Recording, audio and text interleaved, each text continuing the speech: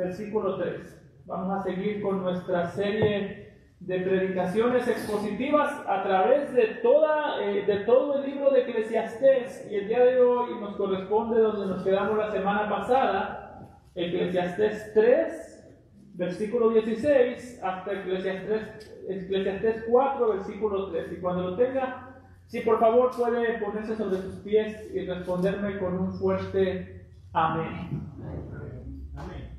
Amén. Dice la palabra de nuestro Dios. Eclesiastés capítulo 3, versículo 16. Vi más debajo del sol en lugar del juicio, allí impiedad, y en el lugar de la justicia, allí iniquidad. Y dije yo en mi corazón, al justo y al impío juzgará Dios, porque ahí hay un tiempo para todo lo que se quiere y para todo lo que se hace. Dije en mi corazón, es así por causa de los hijos de los hombres, para que Dios los pruebe y para que vean que ellos mismos son semejantes a las bestias. Porque lo que sucede a los hijos de los hombres y lo que sucede a las bestias, un mismo suceso es. Como mueren los unos, así mueren los otros.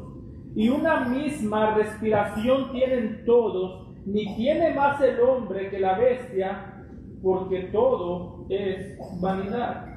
Todo va a un mismo lugar, todo es hecho del polvo y todo volverá al mismo polvo. ¿Quién sabe que el espíritu de los hijos de los hombres sube arriba y que el espíritu del animal desciende abajo a la tierra? Así pues, he visto que no hay cosa mejor para el hombre que alegrarse en su trabajo, porque esta es su parte. Porque ¿quién lo llevará para que vea lo que ha de ser después de él? Me volví y vi todas las violencias que se hacen debajo del sol, y he aquí las lágrimas de los oprimidos, sin tener quien los consuele, y la fuerza estaba en la mano de sus opresores, y para ellos no había consolador. Y alabé yo a los finados, los que ya murieron, más que a los vivientes, los que viven todavía. Versículo 3. Y tuve por más feliz que unos a otros, y al que no ha sido aún, que no ha visto las malas obras que debajo del sol se hacen. Amado Padre, te damos gracias por esta sincera descripción que nos da Salomón del mundo en el que vivimos. Cuánta sinceridad podemos ver en este hombre, y sobre todo, Señor, cuánta sinceridad podemos ver en ti, para que tú nos des este diagnóstico tan claro de nuestro mundo, lleno de injusticia, lleno de violencia, y Padre, un mundo en el que es imposible muchas veces encontrar consuelo. Reconocemos que ese mundo es así, Señor, por causa de nuestro pecado, y te damos gracias, Señor, porque tú nos has librado de ese pecado que ha destruido al mundo. Te damos gracias, Señor, porque tú eres nuestro Padre, y te pedimos que tú nos hables el día de hoy a través de tu palabra. Te lo pedimos en Cristo Jesús. Amén. Pueden tomar asiento, hermanos. Para este punto, si usted no estuvo aquí la semana pasada, o si usted no recuerda lo que hemos estado hablando, algo que hemos venido describiendo o algo que hemos venido viendo para este punto, es la manera en la que Salomón ha estado describiendo la realidad del mundo. Y si usted recuerda lo que miramos la semana pasada, fue la manera en la que Salomón estaba describiendo a Dios como el soberano que controla todos los tiempos y todas las cosas que suceden en el mundo. Es decir, Salomón nos ha presentado a Dios como una persona o como un ser que está detrás de las cosas que suceden en el mundo, no porque Dios no porque Dios provoque la maldad que hay en el mundo, no porque Dios provoque el pecado del mundo, pero sí nos lo ha presentado como un Dios que tiene el control tanto de las cosas buenas, de las cosas agradables, como de las cosas malas. Salomón nos ha dicho, cuando hay tiempo de paz en el mundo, o cuando hay tiempo de paz en la vida de una persona, es Dios el que manda la paz. Cuando hay tiempo de guerra, es Dios el que controla la guerra y es Dios el que lleva a cabo sus propósitos a través de la guerra. Podemos pensar en la vida o en el mundo como una moneda descrita por Salomón. Entonces, usted sabe, las monedas tienen dos caras. Y Salomón nos ha mostrado las dos caras del mundo. Nos ha dicho, hay una cara agradable cuando suceden cosas buenas. Y dice Salomón, Dios es soberano sobre las cosas buenas. Pero hay la otra cara cuando suceden cosas tristes. La pérdida de un hijo, la pérdida de un padre, la pérdida de un esposo. Y dice, Dios es soberano sobre esas cosas también. Pensémoslo de esta manera, si nosotros estamos casados el día de hoy, ¿quién nos dio a la esposa? Dios. Y el día de mañana dice que hasta que la muerte nos separe. ¿Y quién es el que controla la muerte? Dios.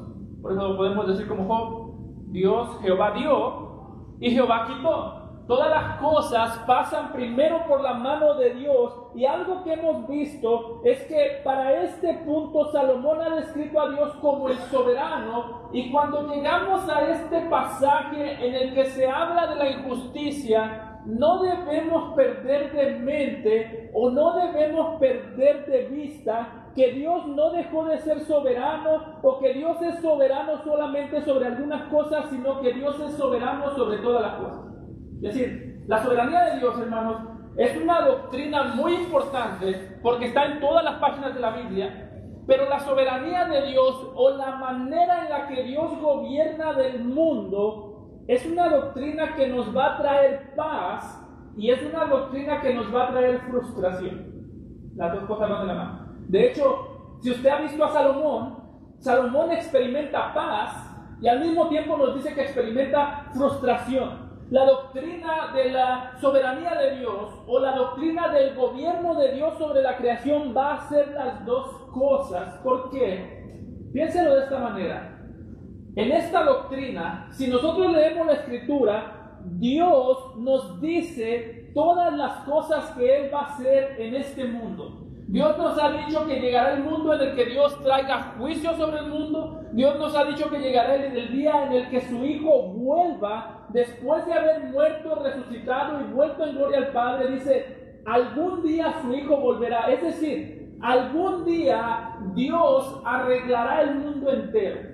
Si usted es cristiano, yo creo que usted cree eso. Algún día Dios arreglará todo el mundo, no habrá más pecado, no habrá más maldad, no habrá más necesidad de llantos, no habrá más tristezas. Yo creo que si usted es cristiano, usted cree eso. Y eso puede traer paz. ¿Sabe cuál es el problema? Que Dios nos ha dicho lo que va a hacer, pero no nos ha dicho cuándo lo va a hacer. Y eso es lo que desespera. Dios nos ha dicho, el mundo va a ser un día perfecto, pero ¿cuándo? Eso a ustedes no les preocupa. De hecho, cuando los discípulos le preguntaron a Jesús, ¿cuándo restaurarás el reino de Israel? Jesús les dijo, no les toca a ustedes saber ni los tiempos ni los sazones. Ustedes no se preocupen. Eso va a pasar, pero ¿cuándo, Señor? Y es ahí en el punto en el que la soberanía de Dios se vuelve frustrante, porque cuando vemos la maldad en el mundo, nosotros sabemos que tenemos un Dios que un día va a acabar con la maldad, pero no nos ha dicho cuándo, y eso nos frustra. De hecho, eso es lo mismo, es lo que dijo Salomón en Eclesiastés 3:11. Note cómo lo dice Salomón. Dice que Dios ha puesto eternidad en el corazón de ellos, en el corazón de los hombres, sin que alcance el hombre. Y note esto es clave para entender el pasaje que vamos a ver hoy. Dice que Dios ha puesto eternidad en el corazón de ellos, sin que alcance el hombre a entender la obra que ha hecho Dios desde el principio hasta el fin.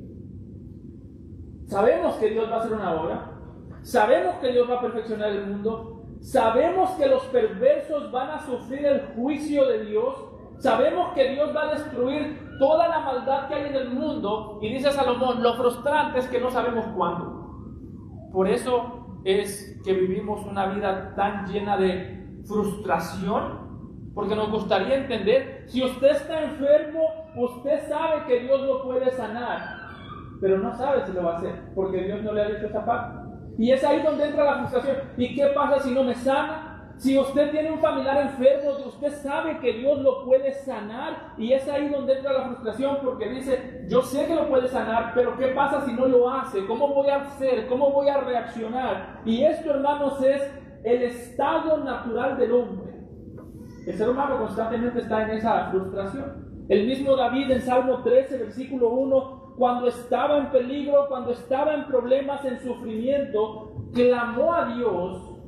Y David no dudaba que Dios lo podía sanar. David no dudaba que Dios lo podía rescatar, pero el clamor de David a Dios fue: ¿hasta cuándo, Jehová? ¿Me olvidarás para siempre? Si nota, es eso que se le llama esa espera que desespera. No hay nada más desesperante que tener que esperar. No hay nada que le traiga más desesperación al hombre que tener que esperar y tener esa incertidumbre de saber: Dios puede hacer todo, Dios puede cambiar las circunstancias, Dios puede cambiarlo todo, pero no sé si lo va a hacer ahora. Y para muchas personas Dios no lo hace. ¿Por qué? Pues muchas personas van a experimentar una enfermedad, va a llegar el punto en tu vida en el que tú vas a experimentar enfermedad y Dios te va a librar, pero hermanos, de algo nos tenemos que morir. Va a llegar el punto en el que vas a experimentar enfermedad y Dios no te va a librar. Así que en ese punto de frustración se encuentra Eclesiastés hablando, y cuando llegamos a este pasaje debemos tener en claro que esa es la frustración de Salomón. Yo sé que Dios puede hacerlo todo, pero no sé cuándo. Es decir, no tiene duda que Dios va a hacer lo que promete, pero no sabe cuándo va a cumplir Dios sus promesas. Y es ahí que llega a hablar de la injusticia. Salomón dice: no olvides que Dios es soberano. Ahora échale un ojo junto conmigo al lugar del juicio. ¿Y cuál es el lugar del juicio? Las cortes. Una corte, un juzgado, un tribunal. Y dice Salomón, pensando en esto, sabiendo que Dios un día va a restaurar todo, que un día va a quitar la injusticia, llega a este pasaje y dice: vi, en el versículo 16, vi más debajo del sol. En el lugar del juicio, allí impiedad, y en el lugar de la justicia, allí iniquidad.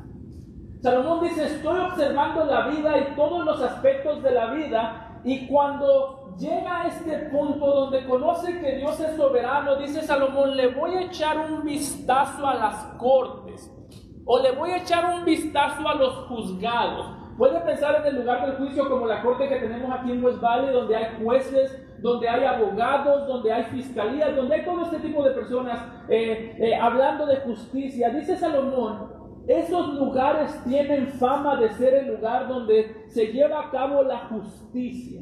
Son necesarios, necesitamos una corte. Usted se imagina un país sin corte, donde nadie pueda castigar a nadie. Esto sería un caos. Dice Salomón: son necesarias las cortes, son necesarios los jueces en este mundo, es necesaria la policía. Y dice Salomón: pero yo cuando lo veo detenidamente, veo que aún ahí entró la iniquidad y el pecado. Lo que está diciendo Salomón, y hay cierta ironía en el pasaje, en las palabras de Salomón, porque está diciendo Salomón: las cortes son el lugar que deberían combatir las injusticias, las cortes son el lugar donde se debería de combatir el pecado. Sin embargo, es el lugar donde muchas veces más se comete pecado. Es decir, las peores injusticias, hermanos, muchas veces no se cometen en la calle. Si yo le digo a usted: viene un delincuente y lo va a robar, usted va a decir: bueno, ya me lo esperaba, es un delincuente. En un sentido, eso es natural. Sin embargo, los peores actos de injusticia, dice Salomón, yo los he visto no en la calle, sino en los juzgados, en las cortes. Los peores actos de justicia en el mundo en el que vivimos, los peores actos de justicia los cometen no los delincuentes, sino aquellos que se suponen que deberían de estar cuidando al inocente. No sé si en todos los países, pero en México por lo menos, cuando usted lo citan a una corte, la gente, para darle ánimos, usualmente dice: el que nada teme, el que nada debe, nada teme. Salomón dice: no, eso funciona en un mundo ideal. En un mundo ideal, si tú no debes nada, pues ve a la corte, no te va a pasar nada. Dice Salomón, en el mundo en el que vivimos las cosas no son así. En el mundo en el que vivimos, dice Salomón, posiblemente tú no debas nada, aún ahí tienes que tener. Porque aún ahí hay injusticia. Y la injusticia de la que habla Salomón aquí, hermanos, quiero ser claro, no es una injusticia que se comete por error. No está diciendo, bueno, es que los jueces son humanos. Y como los jueces son humanos, pues a veces se equivocan. No, dice Salomón, los jueces son pecadores. Y como los jueces son pecadores, muchas veces les es más atractivo cometer pecado que cometer justicia. No sé si alguna vez usted ha pensado, hermanos, pero ¿por qué en parte, por qué los seres humanos amamos tanto el pecado? Bueno, porque el pecado casi siempre se traduce a dinero. Piense usted, si el evangelio llegara a Las Vegas y fueran salvos todos los de Las Vegas, ¿cuánto dinero se perdería? Esa ciudad no existe, hermano, esa ciudad es ficticia, está en el medio del desierto. El único atractivo es el pecado que se comete ahí. Por eso se llama Sin City, la ciudad del pecado. Si el evangelio llegara a este lugar, ¿qué pasaría con los casinos? Ya no le interesa más porque ya todos son cristianos. Esa ciudad se derrumba porque es un desierto. Y lo que está diciendo Salomón aquí es: la injusticia se vuelve atractiva porque la injusticia produce ganancias. La injusticia que yo vi en los tribunales, dice Salomón, no es una injusticia por error. Las personas rara vez cometen injusticias por errores. Rara vez un juez comete una injusticia porque se equivocó. Dice Salomón, es una injusticia por placer. Así que Salomón está diciendo, yo estaba buscando seguridad en las cortes y es donde más inseguro me sentí. ¿Por qué? Porque nos gobiernan pecadores. Y un ejemplo de esto, hermanos, lo podemos ver a lo largo de toda la Biblia. ¿Cómo es que vemos la injusticia en los lugares del juicio? Las cortes son lugares donde debería brillar la justicia y son los lugares donde más injusticia se comete. Lo podemos ver en muchos sentidos. En lugares como 1 Samuel, capítulo 2, versículo 16, cuando se nos dice que cuando se nos habla de los sacerdotes del templo. En aquel tiempo los sacerdotes tenían cierto poder para juzgar, cierto poder para traer juicio. Y se nos dice en 1 Samuel 2:16 que los sacerdotes, los hijos de Leví, cuando alguien venía a traer una ofrenda, ¿qué hacían? Le decían, o me das la ofrenda o te la quito la fuerza. Es decir, eran sacerdotes de Dios y lejos de procurar la justicia, procuraban la injusticia.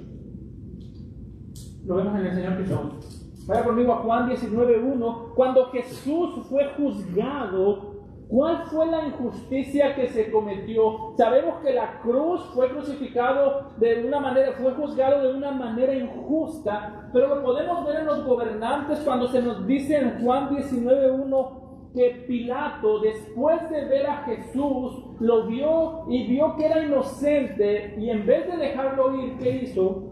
Dice, entonces tomó Pilato a Jesús y le azotó. A veces que dicen, Pilato aquí era inocente, Pilato. Pilato se lavó las manos porque él no quería tener culpa. Y a veces la gente tiene una muy buena imagen de Pilato cuando no deberíamos. Póngase un momento en los zapatos de Jesús. Usted va a un juzgado, el que tiene poder para declararlo inocente, dice, ok, tú eres inocente, pero te vamos a dar unos azotes, aunque seas inocente. O Pilato era el que tenía que decidir qué hacer, si era culpable o inocente. Póngase usted en los zapatos de Jesús, va al juez y el juez dice, ya sabes qué, yo me voy a lavar las manos, aquí háganle como quieran. No, tú no estás ahí para lavarte las manos, tú estás ahí para juzgar, ese es tu trabajo. Así que lo que está diciendo Salomón es, cuando vemos al templo, a la casa de Dios, ahí vemos injusticia. Y cuando vemos a las cortes, donde debería reinar la justicia, ahí vemos injusticia. Y las cosas no han cambiado mucho. Si usted ve al templo, la casa de Dios, hermanos, la iglesia, los pastores, los líderes son aquellos que más deberían cuidar la justicia de Dios, los que deberían actuar con más justicia, con más misericordia, de una manera más ejemplar. Y las personas más lastimadas han sido lastimadas en una iglesia. Es una realidad. Y sigue pasando. Los jueces son las personas que más tienen el poder para ejecutar juicios, para hacer cosas justas. Y los jueces son las personas que más han destruido personas. No todo el mundo, pero una gran cantidad. Usted puede buscar en el internet, puede ver noticias. Una gran cantidad de personas están destruyendo personas tanto en la iglesia como en los juzgados. Spurgeon decía que hay gente que dice que de religión y política no se habla. Y decía Spurgeon, por ese pensamiento tenemos payasos detrás del púlpito y lobos en los juzgados. ¿Por qué? Porque nos está diciendo Salomón, la tristeza que yo experimenté, y con esto nos podemos identificar todos. La tristeza más grande que yo experimenté fue que cuando vi el lugar del juicio, las mayores injusticias siempre están hechas o siempre son aquellas que están disfrazadas de justicia. Las personas más injustas siempre disfrazan su injusticia con justicia. Siempre hacen pasar la injusticia por justicia, y eso lo podemos ver en todos lados. Cuando murió el Señor Jesucristo, todo el mundo decía, crucifiquen. En aquel tiempo, si ese tiempo fuera el día de hoy, en aquel tiempo dijeran, vamos a ver las encuestas, cómo andan. Oh, 100% dicen que hay que crucificar a Jesús, entonces tiene que ser lo correcto. ¿No ha visto usted en la televisión? Cuando un político quiere justificar sus locuras, dice, pues las encuestas me tienen a mí favorecido. Hermano, el punto aquí es, la justicia es justicia y la injusticia es injusticia sin importar quién la haga. Por eso, como cristianos, una cosa que debemos tener mucho cuidado es pensar que nuestro trabajo como cristianos es aprobar todo lo que dice el gobierno, todo lo que se dice en las leyes. Eso de esta manera, una vez más. Cuando Jesús fue crucificado, todo el mundo estaba de acuerdo. Cuando Esteban fue apedreado, todo el mundo estaba de acuerdo. Cuando a Pablo le cortaron la cabeza, todo el mundo estaba de acuerdo y nadie estaba haciendo nada ilegal. Crucificar a Jesús no fue un acto ilegal, era legal en Roma. Apedrear a Esteban no fue un acto ilegal, era legal entre los judíos. Decapitar a Pablo, al apóstol Pablo, no fue un acto ilegal, eso era legal. Por eso es que, hermanos, nuestro compromiso no está con lo que es legal, nuestro compromiso está con lo que es verdad. Por eso tengamos mucho cuidado. Tengamos mucho cuidado de pensar que Dios nos ha llamado a honrar a nuestros gobernantes. Eso es cierto, pero tengamos mucho cuidado con pensar que Dios nos ha llamado a aplaudir a nuestros gobernantes. Porque aplaudir y honrar son dos cosas muy distintas. Y el día de hoy no se nota la diferencia entre muchos cristianos, porque yo he visto cristianos que aplauden lo que Dios odia. ¿Por qué? Porque aplauden a su candidato favorito, a su político favorito. Así que nuestro trabajo no es comprometernos con el político popular, nuestro trabajo no es comprometernos con el pastor popular, nuestro trabajo y nuestro llamado es comprometernos con la verdad. Que tengamos mucho cuidado porque podemos estar aplaudiendo las cosas que Dios odia. La mayor habilidad que dice Salomón aquí es la mayor habilidad que tienen las personas que nos gobiernan, por causa del pecado, la mayor habilidad que tienen los jueces, que tienen los políticos, que tienen nuestros gobernantes, es aprender a disfrazar lo que Dios odia y hacer legal las cosas que Dios odia. Las cosas que el día de hoy se llaman legal, Dios le llama pecado. Muchas de ellas. Por eso dijo el Señor mismo en Isaías 5:20, ¡ay! Y note cuál es la habilidad de las personas que nos gobiernan. ¡Ay! De los que a lo malo dicen bueno y a lo bueno malo. Que hacen de la luz tinieblas y de las tinieblas luz. Que ponen lo amargo por dulce y lo dulce por amargo. Está diciendo el Señor, tengan mucho cuidado, porque ustedes, su lealtad no está con las cosas que son legales. Muchas cosas pueden ser legales, pero si Dios las odia, siguen siendo pecado. Si Dios las rechaza, no son dignas de ser escuchadas. San Agustín decía que como cristianos debemos recordar que lo malo es malo, aunque todos lo hagan, y lo bueno es bueno, aunque nadie lo haga. Jóvenes, tengan mucho cuidado. Tengan mucho cuidado porque el hecho que algo sea legal no quiere decir que esté bien. El hecho que algo sea legal no quiere decir que lo vamos a obedecer. Nosotros honramos al gobierno, honramos a nuestros gobernantes, pero no los adoramos ni los seguimos ciegamente. Ellos no son nuestro Dios. Nosotros no les pertenecemos a ellos, nosotros no le debemos lealtad a ellos, nosotros no les aplaudimos a ellos. Sobre todo cuando tenemos los gobernantes que tenemos. El hecho que el día de hoy el aborto sea legal, el hecho que el día de hoy la homosexualidad sea legal, el hecho que no le haga daño a nadie. ¿Alguna vez usted ha escuchado eso? Los homosexuales, ¿a quién le hacen daño? No le hacen daño a nadie. Y jóvenes están convencidos de eso. Es impiedad, Dios lo odia, y si Dios lo odia, así no le hiciera daño a nadie, es suficiente para rechazarlo. Así que mucho cuidado porque está diciendo, lo que está diciendo aquí el rey Salomón es, en el lugar del juicio no te puedes sentir seguro, porque ahí se comete injusticia. Hay de aquellos a lo que lo bueno le llaman malo y a lo malo le llaman bueno, y eso incluye aún aquellos que son parte de la iglesia.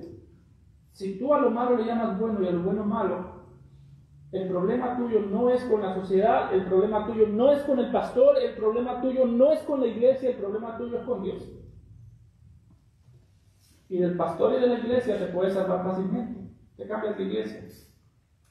De Dios no. Lo más peligroso que le puede pasar al ser humano no es que el hombre se enoje con él por causa de Dios. Es decir, lo más peligroso que me puede pasar a mí no es que ustedes se enojen conmigo por causa de la palabra de Dios. Lo más peligroso es que la ira de Dios esté sobre mí por causa de ustedes. Si yo por querer agradar a Dios los enojo a ustedes, eso no pasa nada. Si tú por querer agradar a Dios haces que se enojen tus amigos, que se enojen tus padres, no pasa nada. Pero si por querer agradar al hombre Dios se enoja o Dios trae su ira sobre ti, eso es un problema. Así que tengamos mucho cuidado a que le aplaudimos, principalmente, porque Salomón dice en el versículo 1, en el versículo 2 del capítulo 4, dice: cuando yo vi a las personas, a los afligidos, sin haber quien los consuele, Salomón dice: yo deseé estar muerto. Salomón dice: yo miré cómo juzgaban los gobernantes, yo miré sus leyes, y cuando yo vi todo eso, yo deseé la muerte, le tuve envidia a los muertos. Si Salomón viera cómo vivimos el día de hoy, diría: no, ustedes deberían desear la muerte. Debería haber un sentido de dolor dentro de ustedes. Nunca debería haber indiferencia, nunca debería haber una indiferencia hacia el dolor, y nunca deberíamos de ver, y mucho menos aplaudir a aquellos que causan el dolor. Cuando leemos este pasaje, esto pareciera que lo escribió un político. Y en un sentido sí, porque Salomón era rey. Y está haciendo una crítica al propio sistema de justicia que él manejaba. Diciendo: yo soy el rey más sabio y miré mis cortes y aquí está horrible. Entonces, ¿cuál es nuestro descanso? Salomón dice: no podemos encontrar descanso en la justicia de este mundo porque es imperfecto. Por eso dice en el versículo 17: y dije yo en mi corazón, al justo y al impío juzgará Dios, porque allá hay un tiempo para todo lo que se quiere y para todo lo que se hace. Note que aquí Salomón nuevamente puede identificar el problema, puede identificar la injusticia, y nosotros esperaríamos que Salomón dice: miré mucha injusticia, entonces comencé a arreglarla. Hermanos, Salomón era el rey. Si alguien podía arreglar la injusticia en la nación de Israel, era Salomón. La voz de Salomón era la más pesada, era la que más peso tenía. Si alguien pudiese arreglar las cosas en Israel, era Salomón. Pero Salomón dice: miré la injusticia, dice, y no pude hacer nada. no hay nada que pueda hacer yo para librar la injusticia. Esto es desalentador. Porque Salomón está diciendo otra vez, la sabiduría me ayudó a identificar lo que está mal, pero no me ayuda a arreglarlo. Es lo mismo que dice más adelante en Eclesiastés capítulo 7, versículo 13. Por causa del pecado, Dios ha sometido este mundo a vanidad. Y dice Salomón en Eclesiastés 7:13, mira la obra de Dios, porque ¿quién podrá enderezar lo que él torció? Está diciendo Salomón, miré el lugar del juicio y no pude arreglarlo. ¿Por qué no puedes arreglar el juicio? Porque Dios lo torció. ¿Y por qué lo torció Dios? Porque nosotros pecamos. Es como si Dios hubiese dicho, ¿por qué las cortes funcionan como funcionan? ¿Por qué el mundo es tan injusto? Es como si Dios hubiese dicho, ustedes quieren una vida sin mí, sin mi gobierno. Bueno, ahí están las consecuencias. Así que cuando nosotros vemos la injusticia en el mundo, tenemos que apuntar hacia nosotros. ¿Por qué? Porque el mundo es injusto porque es gobernado por personas como nosotros. Y muy probablemente si tú estuvieses gobernando también aplicarías a la injusticia. Piénsalo de esta manera, hermano. Cuando tú venías para acá ahorita de tu casa a la iglesia, ¿consideras que rompiste alguna regla? Si decía 40, ¿te dijiste a 40 todo el rato? Si decía a 35, o si decía pare, ¿paraste? Posiblemente no. Se dice que cada vez que una persona sale de su casa, lo mínimo que rompe son 7 reglas. Es un estimado. Entonces, ¿cuál es el problema? Que nosotros queremos un mundo justo mientras cometemos acciones pecaminosas. Y dice Salomón, eso yo no lo puedo arreglar. Nosotros queremos, ¿cuántas veces no hemos escuchado? Necesitamos un mundo con más justicia, ¿sí? ¿Y quién va a practicar la justicia? Ahí sí ya no sé. Yo no sé. Si usted me pregunta a mí, el problema es el gobierno, que tiene su responsabilidad, el problema es la policía corrupta, que tiene su responsabilidad. Pero cuando yo veo mi propia vida, el mundo es un reflejo de mi corazón. ¿Por qué? Porque en mi corazón hay injusticia y en el mundo hay injusticia. Así que el mundo es un reflejo de tu corazón y de mi corazón. El mundo está así por causa del juicio de Dios que nos ha dado el paraíso que le pedimos en Génesis capítulo 3. En Génesis capítulo 3, Adán y Eva dijeron, nosotros queremos nuestro propio cielo. De Génesis 3 en adelante, hasta el día de hoy dice, ahí está tu cielo, ¿te gusta? Así que cuando nosotros sufrimos, ese es el cielo que nosotros fabricamos con nuestras manos.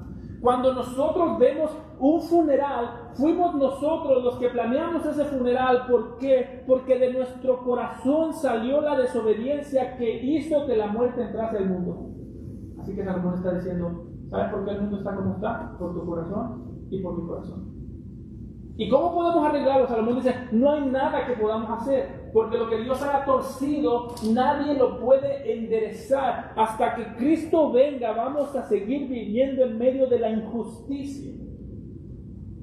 Oh, hermano, ¿sabes cuál es un consuelo? Yo no te puedo dar un falso consuelo. Yo te podría decir, cuando crees en Dios, el maligno ya no te toca. Cuando crees en Dios, te libra de todo sufrimiento. Pero es todo lo contrario. Jesús dijo, en el mundo tendréis aflicción. ¿Sabes cuál es nuestro consuelo el día de hoy? Y que si tú no eres cristiano, esto para ti no representa ningún consuelo. Tú vas a decir, eso no es consuelo. Pero si tú eres cristiano, esto es un gran consuelo. Nota lo que dice en el versículo 17. Y dije yo en mi corazón, al justo y al impío juzgarán. Porque ahí hay un tiempo, ¿se recuerda que ha dicho al tiempo para todo? Dios ha designado el momento en el que va a juzgar al mundo entero. Él lo sabe, nosotros no. Hay un tiempo para todos los que se quieren y para todo lo que se hace. ¿Sabes cuál es nuestro mayor consuelo según este pasaje, hermanos? Si tú has creído en Cristo, tu consuelo no es que no vas a sufrir injusticias en tu trabajo. Vas a seguir sufriendo. Tu consuelo no es que ya no te van a golpear de manera injusta, que no te pueden meter a la cárcel de manera injusta, te pueden meter a la cárcel y te pueden matar de manera injusta. El consuelo es, vamos a sufrir bajo la injusticia del hombre, pero no vamos a sufrir bajo la justicia de Dios. Eso es 1000 veces mejor. La injusticia del hombre nos puede atacar. Dios en su justicia no nos va a destruir. Es preferible sufrir bajo la injusticia humana que bajo la justicia de Dios. Si tú no has creído en Cristo, tú vas a sufrir injusticias en este mundo. Y van a ser tristes, vas a enfrentar tristeza, te van a correr de tu trabajo posiblemente de manera injusta, puedes ir a la cárcel de manera injusta si estás en el lugar incorrecto a la hora incorrecta. Pero lo peor no es eso, lo peor es que vas a sufrir bajo la justa ira de Dios. Nuestro consuelo es que por causa de Cristo vamos a sufrir en manos de los hombres, pero no vamos a sufrir a manos de Dios. Ese es el consuelo. Por eso, si tú no has creído en Cristo, el mayor temor que tú debes tener no es lo que te puede hacer el hombre, es lo que te puede hacer Dios. El autor de Hebreos dice, horrenda cosa es caer en las manos del Dios vivo. Tu mayor problema no es que el mundo es injusto. Si tú no has creído en Cristo, tu mayor problema es que Dios es justo. Y en tu justicia te dará el castigo que mereces. ¿Y cuándo se acabará? Nunca, es eterno. Así que, si no has creído, cree en Cristo el día de hoy. Porque el problema no es qué injusto es el mundo. El problema es, qué justo es Dios. Y no ten cuidado también, sobre todo lo que hablo aquí a los jóvenes, tengan cuidado, porque muchas veces cuando vemos la injusticia en el mundo, empezamos a sentirnos justos, y por eso es que se hizo famosa esa frase que dice, solo Dios puede juzgarme. Eso es un problema. Solo Dios puede juzgarte y te va a juzgar. Y cuando Dios te juzgue, si no has creído en Cristo, extrañarás el juicio de los hombres.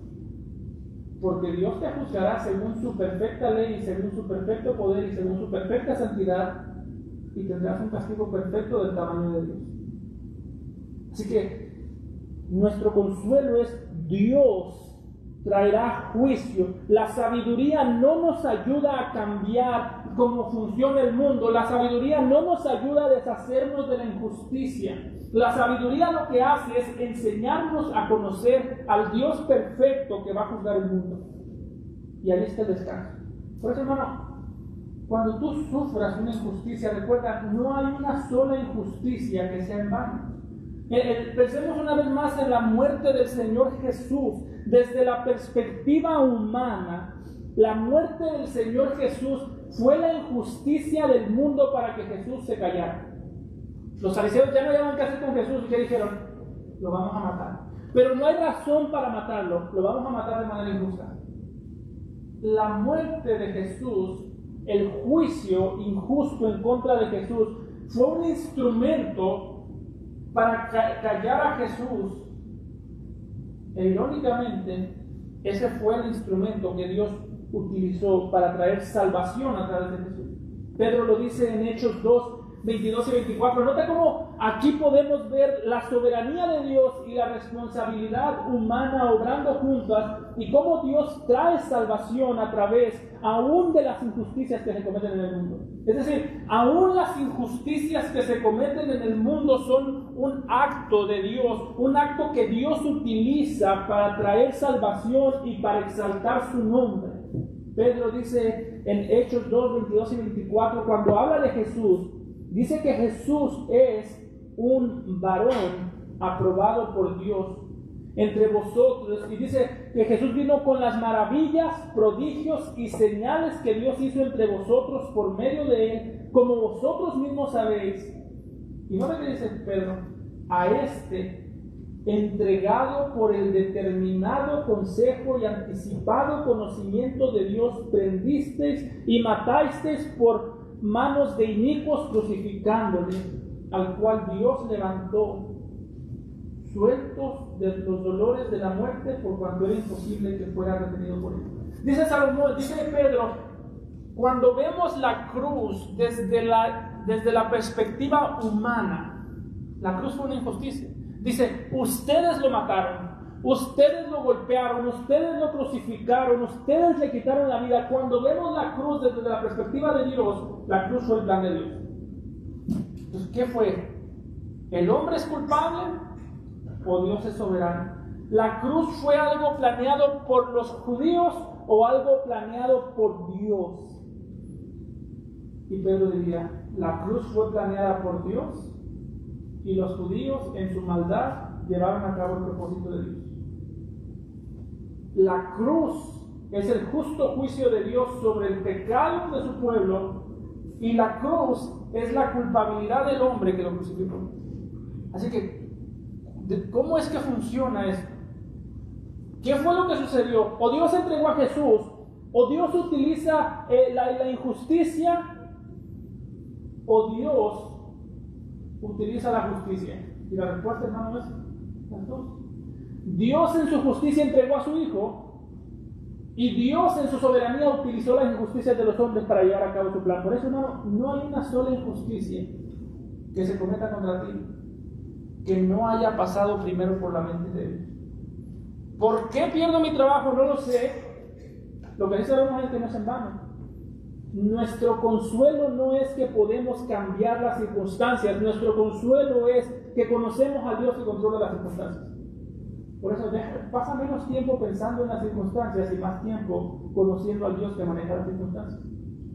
Pasa menos tiempo pensando en lo que te hicieron y más tiempo pensando y clamando al Dios que controla lo que te hicieron. ¿Es lo que está diciendo aquí Salomón? Ese es mi consuelo. Mi consuelo no es que puedo cambiar las circunstancias. Mi consuelo es que conozco al Dios que juzgará al mundo. Yo no puedo cambiar al mundo. Y de hecho, hermano, déjame decirte que Dios ni siquiera te ha mandado a cambiar al mundo. ¿No ha escuchado usted personas que dicen, vamos a procurar dejarle un mejor mundo a nuestros hijos? Una pregunta a todos. Si usted me pregunta a mí, ¿la generación que viene antes de ti te dejó un mundo mejor o peor? En ese sentido, dejaron un peor mundo. Me dejaron varias guerras ya acumuladas. Su generación, yo tengo la bendición de ser joven, su generación es la que gobierna. Su generación provoca las guerras y la mía las pelea. Cuando ustedes se mueran, mi generación va a provocar las guerras y la generación de mis hijos las va a pelear. Entonces, ¿podemos dejarle un mejor mañana a nuestros hijos? Salomón diría, no vas a poder. Pero Jesús dijo que seamos la luz del mundo. Una cosa es ser la luz del mundo, otra cosa es cambiar el mundo. Estamos llamados a ser la luz del mundo. Pero el problema es que aun cuando somos la luz del mundo, esa luz se apaga cuando nos morimos. Yo no voy a ser la luz del mundo cuando ya esté muerto, no voy a ser la sal del mundo, la luz del mundo cuando ya esté muerto. Esa luz nuestra, por así decirlo, cuando tú te mueres se apaga contigo. El punto de Salomón es, tenemos limitaciones. Y esas limitaciones nos llevan a compararnos a nosotros con los animales. Nota que dice en los versículos 18 al 20, dije en mi corazón, después de que ve Salomón todo lo que hay en el mundo, dice, dije en mi corazón, es así son las injusticias por causa de los hijos de los hombres, para que Dios los pruebe y para que vean que ellos mismos son semejantes a las bestias. Porque lo que sucede a los hijos de los hombres y lo que sucede a las bestias, un mismo suceso es. Como mueren los unos, así mueren los otros, y una misma respiración tienen todos. No tiene más el hombre que la bestia, porque todo es vanidad. Todo va a un mismo lugar. Todo es hecho del polvo y todo volverá al mismo polvo. Si notas, Salomón dice, cuando vi los problemas del mundo, yo no los pude cambiar. ¿Y por qué no los pudiste cambiar, Salomón? Y dice, porque en un sentido los hijos de los hombres son como las bestias. Y esto puede ser un poquito extraño. Primero déjenme decir qué es lo que nos quiere decir Salomón aquí. Salomón no está aquí comparando a los hombres o a la humanidad con una bestia, porque está diciendo que nosotros tenemos el mismo valor que una bestia. No está aquí hablando como hablan muchas veces los evolucionistas o los ateos. Evolucionistas son los que creen que evolucionamos de ciertas especies, que dicen, al fin y al cabo el hombre solamente es un animal que habla y piensa un poquito más. No, el hombre tiene mucho más valor que una bestia. Un hombre, y esto hay que aclararlo en el día de hoy, un ser humano vale mucho más que un perro. Por eso es que Matar a un ser humano desde el vientre de la madre ya es un pecado, ya es un delito, es un crimen. Un ser humano tiene mucho más valor que un perro por el simple hecho que, como dice Génesis 1:27, fuimos creados a su imagen, a la imagen de Dios, a su imagen y semejanza. Salomón no está comparando el valor de un ser humano con el valor de un perro. Lo que está diciendo Salomón es que las mismas limitaciones que tiene un animal, las tiene un ser humano. Las mismas limitaciones que tiene un perro, las tenemos nosotros. Déjame le hago este ejercicio. Usted vaya al día de hoy, si tiene perro en su casa, cuéntele al perro lo que está mal con el mundo y pregúntele, ¿cómo lo podemos arreglar? Te puede preguntar, ¿qué le va a responder? Nada que sirva. No va a decir nada útil, va a ladrar. Si le pregunta a un burro, ¿cómo podemos arreglar el mundo? Va a rebuznar y va a decir, pues ese rebuznido no soluciona el mundo. La limitación del ser humano y del animal es similar en ese sentido. Dice, los dos respiran el mismo aire y los dos se mueren. Cuando el animal se muere, detrás de él deja un mundo injusto que el animal no pudo cambiar. Cuando el ser humano se muere, detrás de él deja un mundo injusto que él no pudo cambiar. La única diferencia es que nosotros creemos que sí podemos cambiar el mundo. Los animales no. Evidentemente no. Así que lo que está diciendo Salomón es, la realidad nuestra es que nos vamos a morir y lo único que podemos dejarle a nuestros hijos es un peor mundo, porque dice el apóstol Pablo que los hombres irán de mal en peor. No le puedes dejar un mejor mundo a tus hijos. Déjame te lo pongo más fácil. No solamente no puedes, no le vas a dejar un mejor mundo a tus hijos. Salomón, el mismo salmista dice en Salmo 146, versículos 3 al 4, cuando habla de los reyes, de los que gobiernan sobre el mundo, dice, no confíéis en los príncipes, ni en hijo de hombre, porque no hay en él salvación. No confíes en los gobernantes, porque no hay en ellos salvación, pues sale su aliento y vuelve a la tierra, en ese mismo día perecen sus pensamientos. Está diciendo el salmista, no confíes en los que te prometen que van a cambiar el mundo. Tú mismo no confíes en que vas a cambiar el mundo. Supongámoslo de esta manera, hermanos. Supón que tú ya encontraste la receta perfecta para cambiar el mundo.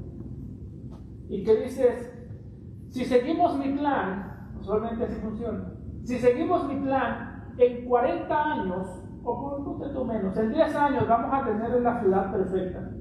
¿Sabes cuál es el problema? Que te puedes morir en 9 años. Te mueres en 9 años, se acabaron tus ideas, se acabó tu fórmula, y el que viene detrás de ti va a traer los mismos problemas. Por eso dice Salomón en el versículo 21, ¿quién sabe que el espíritu de los hijos de los hombres sube arriba y que el espíritu del animal desciende a la tierra? Salomón está diciendo, para poder ser distintos a los animales, para poder cambiar el mundo, para poder influir el mundo más que los animales, primero tendríamos que cambiar la muerte. Es decir, la muerte impide que haya cambios. Debajo del sol, la muerte nos recuerda que para poder hacer un cambio real, primero tendríamos que poder cambiar la realidad de la muerte. ¿Tú puedes cambiar la realidad de la muerte? Yo tampoco puedo cambiar el mundo. Y lo que está diciendo Salomón es, no vivas de esa manera. No vivas pensando que tú vas a heredar un mejor futuro porque vas a vivir frustrado. Reconoce tu realidad. La tarea, hermanos, no es prepararle a tus hijos un mejor futuro. La tarea es preparar a tus hijos para un mal futuro. Esa es mi tarea. Mi tarea no es que mis hijos tengan un mejor futuro que el mío. Mi tarea es que ellos estén mucho más preparados que yo para enfrentar el futuro de lo que yo estuve. Porque yo no puedo controlar el futuro, no puedo controlar nada, pero puedo preparar a mis hijos. Y lo que está diciendo aquí Salomón es, nuestra tarea es simple y sencillamente limitarnos a ser fieles en la generación que nos tocó nacer. La generación de mañana ya no nos toca a nosotros. La generación que venga después de mí, yo no sé cuáles van a ser sus problemas y posiblemente, bueno, no posiblemente, seguramente no me va a importar. ¿Sabe por qué? Porque yo no voy a vivir. A mí me importa lo que pasa hoy, me importa ser fiel hoy. Y esa es la manera en la que estamos llamados a vivir. Por eso es que la pregunta, ¿de dónde te ves aquí a 5 años? Está bien hacer planes, pero hermano, posiblemente de aquí a 5 años muchos de estos asientos van a estar vacíos porque muchos vamos a estar debajo de la tierra. Pero yo no me veo ahí. Y lo que Salomón está diciendo es, deberíamos pensar en eso más seguido. No sé si esto es claro, hermanos, pero todos nosotros tenemos una cita con la muerte, pero nadie de nosotros piensa en la muerte. Dice Salomón, deberíamos pensar más en eso, porque ahí se nos muestra la limitación. Ahí recordamos las limitaciones y ahí recordamos a vivir de manera correcta en el presente sin pensar en estar cambiando el futuro, porque el futuro está en las manos de Dios y para cambiar el futuro tendrías que cambiar a Dios. Por eso cuando se habla de los siervos fieles de Dios, se habla de ellos como personas no que dejaron un legado, no que dejaron una herencia, sino como personas que fueron fieles en su generación. Hechos capítulo 13, versículo 36, dice, hablando de David, dice, porque a la verdad, David, habiendo servido a su propia generación, ¿y cómo dice? Habiendo servido a su propia generación, según la voluntad de Dios, durmió y fue reunido con sus padres y vio corrupción. Dice, David sirvió en su generación y vivió de tal manera que estuviese listo para morirse. Así debe vivir, hermano. Listo para morir. Por eso es que Jesús dijo, el que quiera ser mis hijos, sigan. Tome su cruz, muera a sí mismo. ¿Por qué? Porque si tú mueres a ti todos los días, el día que llegue la muerte, ya no te va a costar trabajo morir. Si tú vives muriendo a ti mismo, muriendo a tus deseos, muriendo a pensar que tú eres el que va a transformar el mundo, si vives muriendo a la ansiedad de pensar en el mañana, a la ansiedad de pensar en lo feo que está el mundo allá afuera, si vives muriendo a la idea de crear tu propio cielo en la tierra, hermano, el día que tú te mueras ya no te va a costar trabajo morirte, porque llevas muriendo de toda la vida. ¿Sabes por qué hay gente que ve la muerte y cuando ve la muerte la ve con tristeza? Porque le duele todo lo que está dejando aquí. Y dice Pablo que la piedad, cuando viene acompañada de contentamiento, es buena. Porque dice Pablo, porque nada trajimos al mundo y nada vamos a sacar. Así que si tú vives muriéndote a tus deseos todo el tiempo, si tú vives muriendo a ti mismo todos los días de tu vida, el día que Dios decida quitarte de este mundo, tú dirás, ese es el mejor día de mi vida, yo aquí no voy a dejar nada. No tengo una misión incompleta, porque mi misión se acaba cuando Dios demanda que se acabe. Para mí, si el día de mañana me muero, yo no dejo nada incompleto. Pero la iglesia se queda sin pastor, la iglesia no es mía, es del Señor. Los pastores no son míos, no hacen mi voluntad, hacen la de Dios. Y si yo mañana ya no estoy detrás de este púlpito, yo estoy contento, yo no voy a estar en el púlpito. Hermano, tú puedes decir que tú estás listo para dejar todo en este mundo. Porque así es como Salomón dice que vivamos. Dice, reconoce la muerte, tienes una cita con ella, piensa más seguido en cómo vas a, no a impactar el día de mañana, sino en cómo vas a enfrentar tu muerte, porque puede ser el día de hoy. Debemos vivir todos los días y debemos estar dispuestos o reconocer la realidad de la muerte todos los días. ¿Y cómo se hace eso, Salomón? Así pues, dice en el versículo 22, he visto que no hay cosa mejor para el hombre que alegrarse en su trabajo, porque esta es su parte, porque ¿quién lo llevará para que vea lo que ha de ser después de él? Entonces Salomón, ¿cómo vivimos de esa manera, Salomón? Y nos responde esto. Nos dice, ¿cómo podemos vivir conscientes de nuestra muerte? He visto que no hay mejor para el hombre que alegrarse en su trabajo.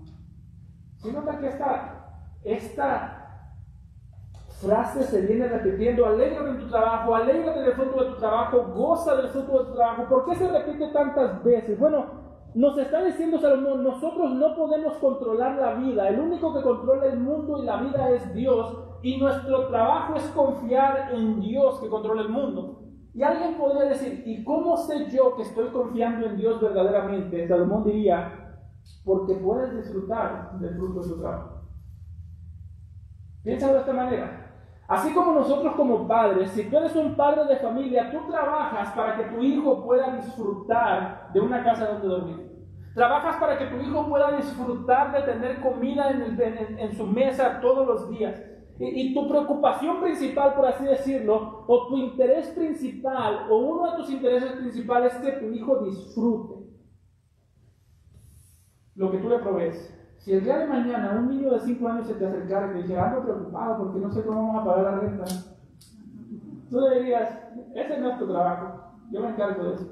O ando preocupado porque no sé cómo le voy a hacer para comprar otros zapatos. Tú dirías, yo creo que yo estoy siendo muy mal padre, porque mi hijo de 5 años no tendría que estar preocupado por eso. La evidencia de que tus hijos confían en ti es que disfrutan lo que le das. Es que disfrutan poder comer, abrir el refrigerador de su casa y sacar algo para comer. Lo disfrutan y eso debería ser un gozo para ti que puedes proveer para tus hijos. Bueno, la evidencia de que tú confías en el Señor es que disfrutan lo que te ha dado. Si tú no disfrutas de las cosas que te ha dado, y dice Salomón, ya nos ha dicho, yo lo único que necesité para disfrutar fue un plato de comida en mi mesa. Si tú no disfrutas del simple hecho de comer, diría Salomón, eso es desconfianza en Dios. Porque no puedes confiar que el Dios que gobierna tiene cuidado de ti. Jesús mismo lo dijo, hombres de poca fe. Si Dios cuida de las aves, no cuidará más de ustedes. Así que nuestra capacidad de disfrutar las cosas que Dios me ha dado está relacionada con mi capacidad de confiar en Dios. La falta de disfrutar, la falta de poderte sentar en paz a comer, la falta de poder disfrutar con tu familia, es una señal de incredulidad en el corazón. Por eso es que pasamos tanto tiempo trabajando de esto. Porque sentimos que lo que no hacemos nosotros por nosotros mismos, Dios no lo va a hacer. Pero pregúntate, una pregunta tan sencilla. ¿Cuándo fue la última vez que disfrutaste algo con tu familia? ¿Te sentaste a comer y disfrutaste? ¿Te tomaste un vaso de agua y disfrutaste? ¿Que manejaste tu carro y disfrutaste? ¿Cuándo fue la última vez que disfrutaste algo que Dios te dio? Si la respuesta es no, ya hace mucho tiempo. Eso se traduce a desconfianza en Dios. Porque si conocemos que Dios es soberano, conocemos que Él es digno de nuestra confianza. Es que el mundo está patas para arriba, pastor. ¿Cómo vamos a disfrutar? Nota lo que dice los versículos 1 al 3. Salomón, me volví y vi todas las violencias que se hacen debajo del sol, y he aquí las lágrimas de los oprimidos sin tener quien los consuele, y la fuerza estaba en la mano de sus opresores, y para ellos no había consolador. Dice, y alabé a los finados, los que ya murieron, más que a los vivientes, los que viven todavía, y tuve por más feliz que unos y otros al que no ha sido aún, que no ha visto las malas obras que debajo del sol se hacen. Salomón dice, yo miré las tragedias, yo le tuve envidia a los muertos, le tuve envidia a los que no han nacido, y dice Salomón, aún así, cuando vi el mundo patas para arriba, yo aprendí a disfrutar lo que Dios me ha dado. Así que si tú no disfrutas lo que tienes ahora, lo que Dios te ha dado ahora, aquí Salomón dice, no es porque no tienes suficiente, es porque no confías en el Dios que te ha suplido. Por eso, esto es un acto de sabiduría. Por eso es que debemos pedirle a Dios, lo he dicho antes, que nos supla el pan, que nos supla trabajo, pero mucho más, y yo no sé si alguna vez lo has hecho, pedirle a Dios, dame la capacidad de disfrutar todo lo que tú me das, porque se me va a ir la vida y no voy a disfrutar nada. Mis hijos se van a ir de casa y no los voy a disfrutar. ¿Y por qué no los vas a disfrutar? Es que estaba muy ocupado trabajando. No, es por la desconfianza en el Señor. Disfrutamos la vida porque el Señor gobierna, porque el Señor reina y porque cualquier cosa que sucede está controlada por tu mano. Esa es la base. Si no disfrutas la vida, no es por otra cosa que porque no confías en el Señor, porque crees que tú eres el Dios de tu vida y porque no te interesa descansar en su provisión. Dice Salomón, vas a ver llanto, vas a ver oprimidos, te va a dar ganas de no haber nacido, vas a sentir tristeza en la vida, pero hermano, nosotros sabemos mucho más que Salomón. Dice Apocalipsis que un día Él enjugará todas las lágrimas de los ojos de aquellos que fueron oprimidos por su causa. Así que tenemos mucha más información que Salomón y mucha más responsabilidad que Salomón. Como aplicación, esta semana, sencillo, ora y pídele al Señor, ayúdame a disfrutar lo que tú me has dado, sabiendo que puedo confiar en el cuidado que tú tienes sobre mi vida. Vamos a orar. Padre, te damos